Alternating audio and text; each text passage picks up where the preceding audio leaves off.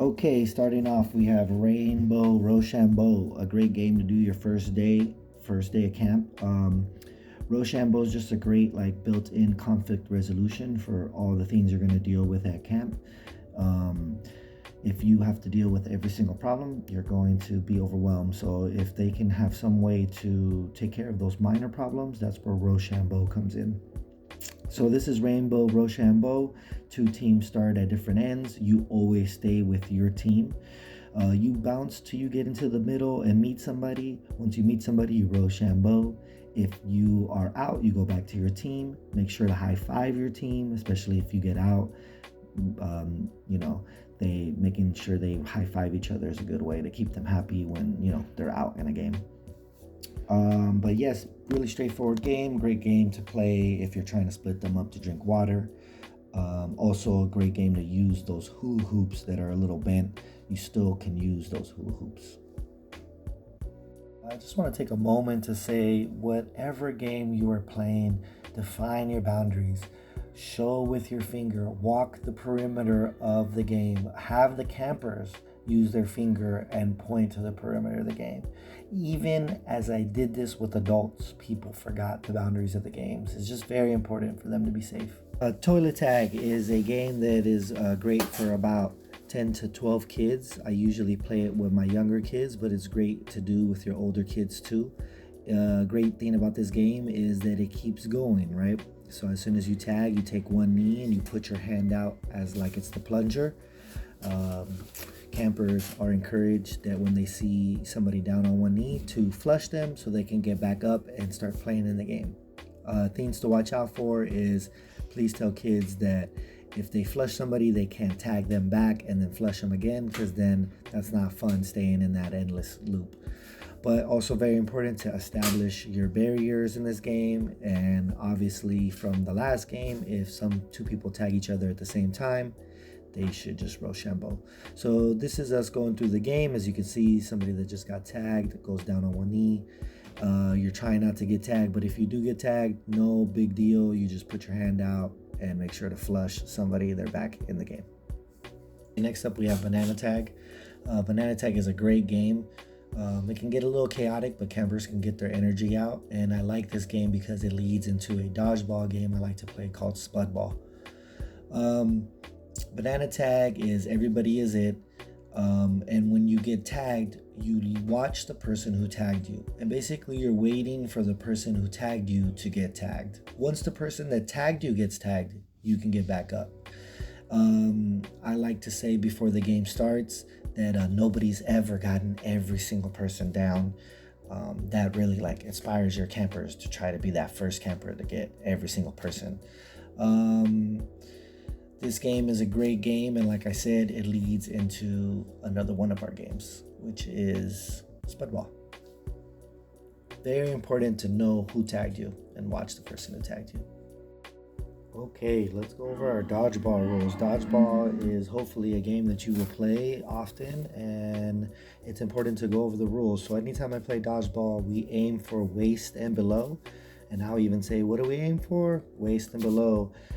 I will take balls to the stomach, to the lower back, but once you start hitting the shoulder, neck, and head, I will start giving warnings.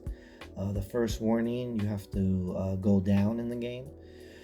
The second time you hit somebody in the shoulders, neck, head, you have to sit out a game. All right, we have Spudball. Hopefully you played Banana Tag because the rules apply the same as Banana Tag. Please, you have to watch the person who got you. But now you're playing with dodgeballs. The main rule is when you have a dodgeball in your hand, you cannot run, you cannot move, you can only pivot. If you want to move about freely, you have to drop the ball. Also, another rule is make sure you set up your parameters. Once you have your parameters and you exit that parameter to go after a ball, you cannot get people that are in the square and you cannot get got. So it's very important in this game to not put too many balls out so that you can watch what's going on. All right, next up we got dodgeball, Dr. Doctor. I don't really play regular dodgeball. I usually play Dr. Doctor, and the main difference is each team assigns a doctor on their team. They go and they tell the ref, and only the ref knows who the doctor on the team is. You're on the other team are trying to figure out who the other team's doctor is.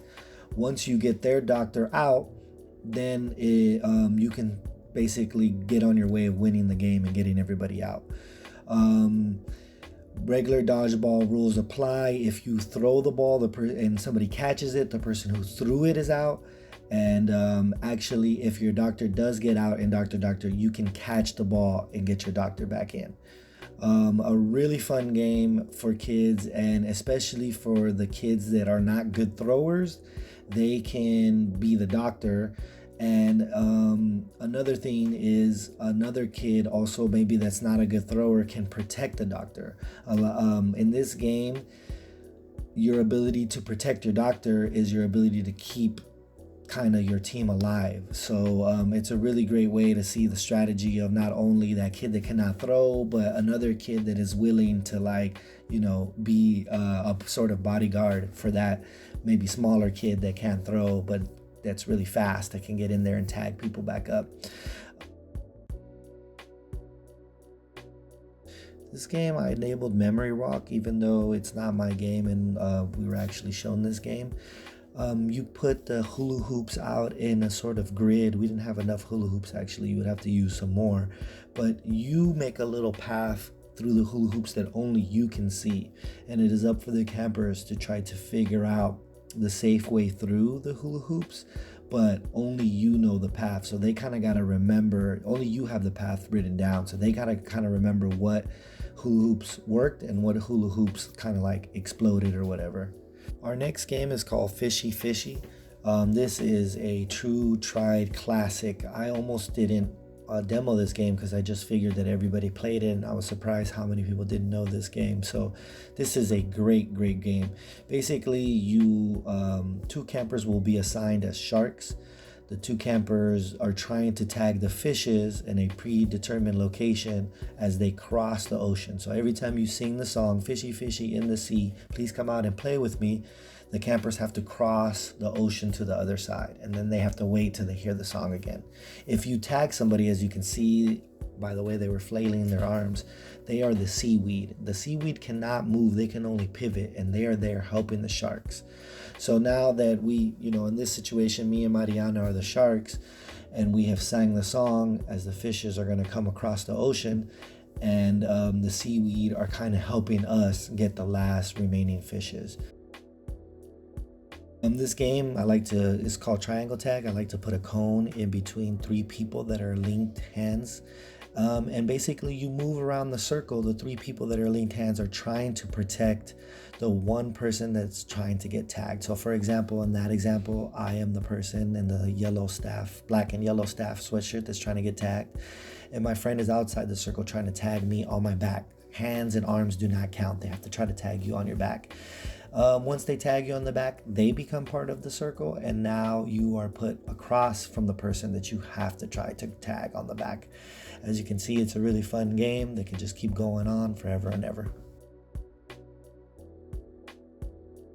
All right, Chain Reaction, a really fun game once your campers get to know it, but not gonna lie, it's a little confusing. So you have all your campers spread out in the square just randomly. And then they are going to be shoulder to shoulder. Either they're linking by holding wrist, or they can link by holding arms. Then there is two people that are basically playing tag within that square. You're going to have a tagger, and you're going to have somebody that's running away from the tagger, right?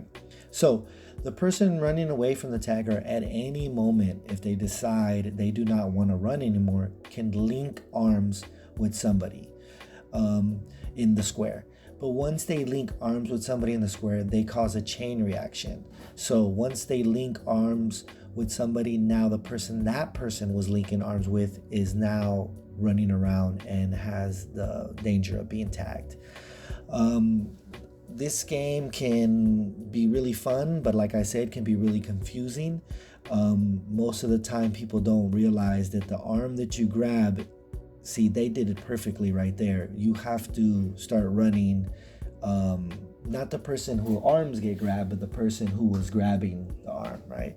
So as we can see in this demo, Yes, as soon as CB grabs that person in the green shirt, now they had to go. So it's a kind of confusing game, but it's a really fun game because even if you do tag the person, your job is not done as the tagger. You have to go and now grab somebody else's arm before they grab you.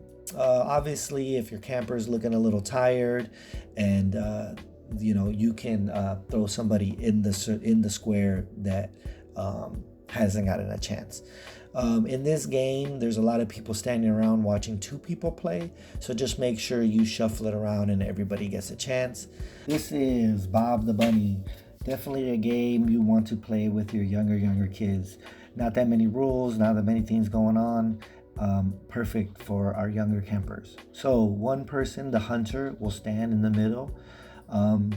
You can use a toy. You can use right here we're using a ball to represent the bunny.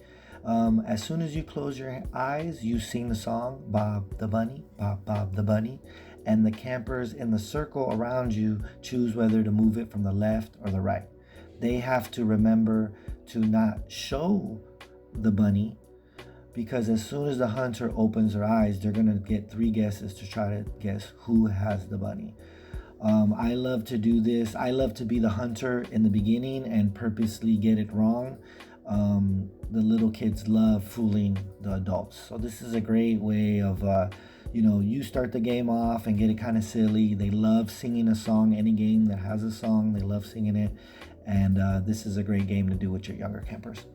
Okay, so next up is Grand Person's Keys. This is a great game to play on rainy days or when you have to borrow somebody's classroom, because it forces your campers or your participants to get kind of quiet. I usually play this game on the carpet, and you sit your kids around the carpet and you ask one person to be in the middle. Usually use their jacket or their shirt to cover their eyes to not spread lice. They have to use their own jacket. And basically the rules are really simple. When it gets quiet, you will point to a camper and they have to try to pick up the keys and go back and sit down without the person in the middle pointing to them. The grand person has to point directly. They can't just point in a direction. They have to be very prominent when they point. And it's a great game because if they're not quiet, they can't get a turn. All right. Another game that's great for our younger campers is Night of the Museum. In this game, you usually do have this kind of setup where everybody's lined up and you have one camper that is your security guard. Your security guard walks around, and when they face somebody and see them moving, they're out. Usually I don't say that people are out. Usually they have to do like 5 jumping jacks and they get back in the game, or their favorite dance move and they can get back in the game. But this game is just really fun because when the camper does have their back turned, the statues can move. And so it's kind of like a green light, red light, where they're constantly scanning. And I kind of asked them to mimic having a flashlight in their hand. And if they basically catch you with their flashlight in their hand moving, then you are out. You have to do the 5 jumping jacks or whatnot. This is a great game. Oh, a way to make it a little more complicated for my kids over, 4th grade is I put cones in the corners, and then they have to try to gather the cones without the security guard catching them moving. I really just wanted to put something in here about relay races. I think a teacher showed me this one time, is like sometimes don't really have to like go crazy. Just set up 2 cones, 2 lines. I like to do, they have to grab a ball, they have to bring it back, or maybe they have to run forward, then they have to run backwards on the way back. Also, the 2 lines can be helping each other. Maybe they have to both put a ball behind their back and bring it back. So just different variations of relay races can be a really fun thing. Like please throw power walking in there. Watching kids power walk is hilarious. Right now I'm demonstrating like a 2-line team can go hip to hip, having to take the ball back. But relay races, they're really great. This is us demonstrating who is who.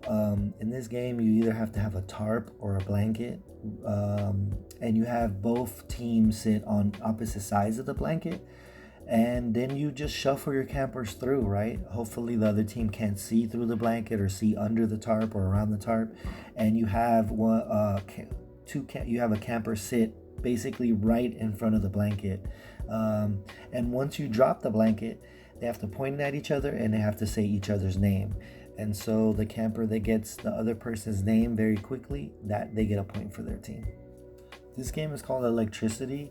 I love to play this game when we're waiting for the bus, or anytime we're like waiting for something to open, or waiting for lunch, or waiting for anything, because you can pretty much play this game everywhere. You separate your group into two teams. They both line up, and you are squeezing their hand as the person that's instructing them. Once they feel their hand squeezed, they squeeze the next person's hand all the way down to the line. As you can see, at the end there, you have a key or a ball or something they have to grab. Once the person at the end has had their turn to try to grab, they come to the front, they link hands again. And I also use this game to make sure the campers are listening. I tell them I'm not going to say when I squeeze. Campers will tend to cheat in this game. If you suspect that they're cheating, I hold their hands and don't squeeze. And then that's a way for them to kind of know, like, all right, the squeezes aren't always coming. You can't just squeeze to anticipate. You have to wait till your hand gets squeezed and move the electricity down the line the way the game is supposed to be played. Zombie Tag, a great game if you have very, very, very, very energetic campers, and if you have a big space. It's rare when you can have a really big space, so this is a great game to take an opportunity to use that big space. In this game, you define two campers to be the zombies. As you can see in the corner, I'm with the two campers that already volunteered to be the zombie. The rest of the campers get to spread out throughout the whole space. Once the game has started, the zombies will go around and try to tag the human campers. Once they tag somebody, they become part of the zombies too. So in this game, you have a situation where you can have only everybody chasing after one person, which is really fun for that one kid that's super fast and athletic, right? To have the whole camp chasing after them. Remember to define butterfly fingers, especially in this game where we're in a big space and we're running as fast as we can. To land a butterfly finger on your arm, land a butterfly finger on somebody else. That's what it should feel like, butterfly fingers, right? And a whistle is important for this game. As you can see, I just stopped the game. I make everybody raise their hand that are humans. They have to tell the truth at that point. And then we start the game again so that the zombies can see how many people they have left. Okay, this next game is called Hula Hoop Wiggle.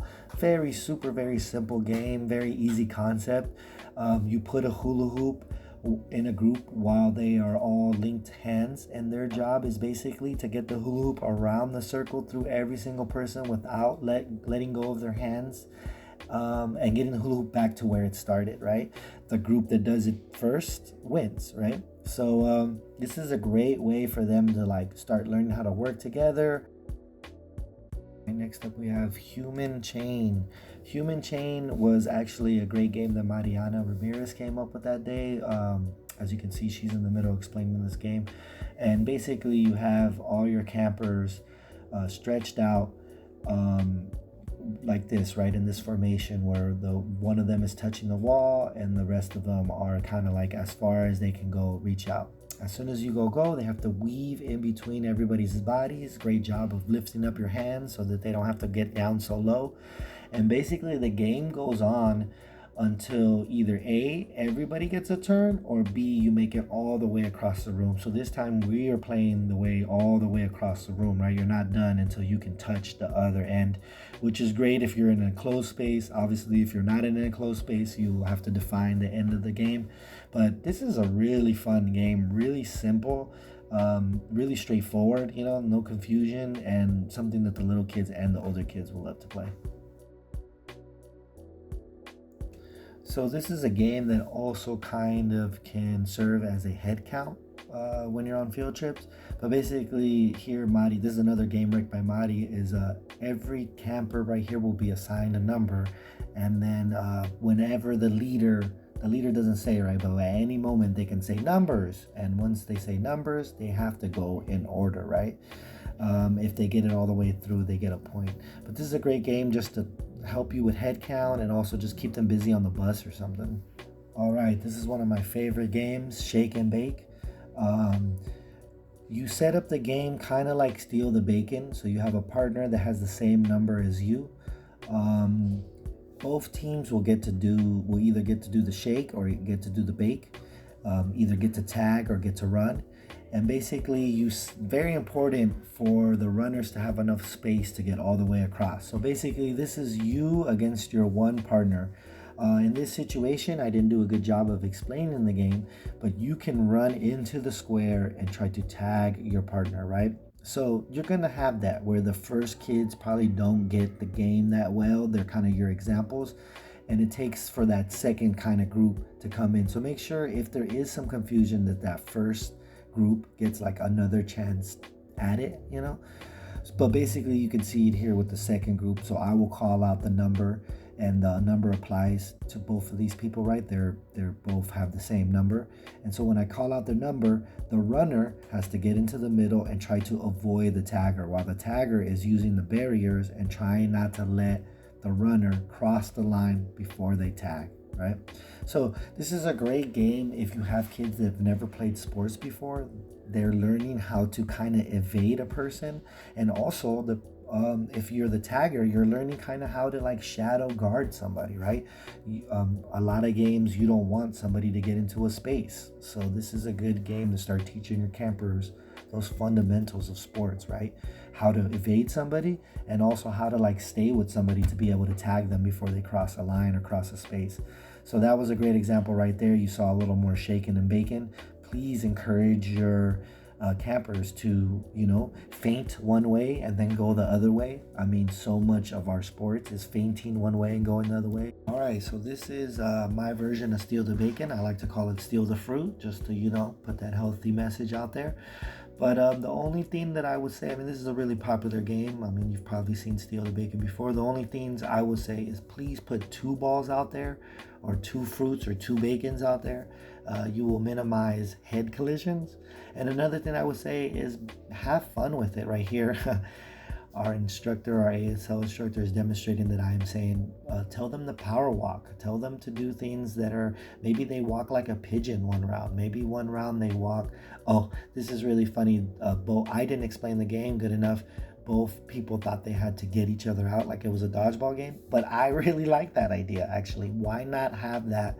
That's a version of Steal the Fruit that you can play, where as soon as they get the ball, it becomes a dodgeball game, right? But the way I play is they just grab the ball and run back to their line. The first person to run back wins. But like I said, have fun with it. Put your variations to it. Make it more silly, and hopefully you have a great camp this summer.